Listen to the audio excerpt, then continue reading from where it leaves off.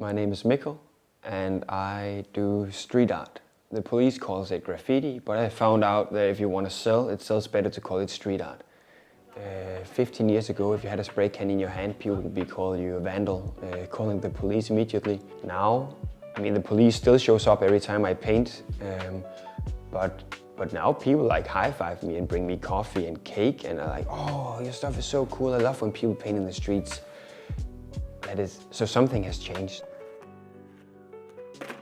When I wake up every morning and I draw my stuff, my new sketches, do I matter to society was one of my biggest fears earlier, like really questioning it, because a doctor goes out and saves a life, a firefighter is sexy and brings people out of a fire, and I'm just here in my clothes with paint on it, right?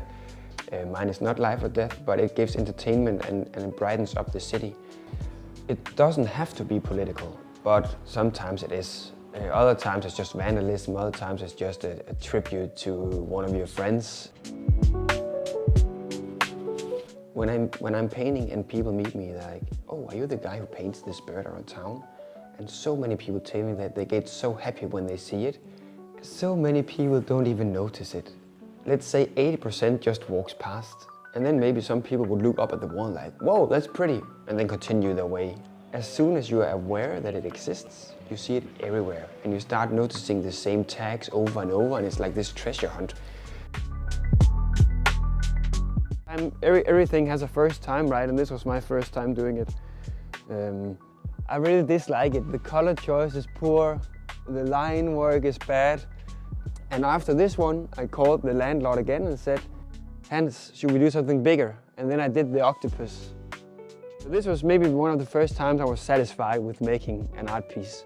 When I see it now, I'm not completely satisfied, but it's decent. Being your own boss is hard because it always comes down to what you did. You cannot push it on anyone else. So when I'm not working, I can have like bad guilt of not doing enough, and I have to find jobs myself. I have to go out and contact people to show them what I can do to get jobs. Of course, I don't do it only for myself, but also to make people smile. And then there's also people who hate my stuff.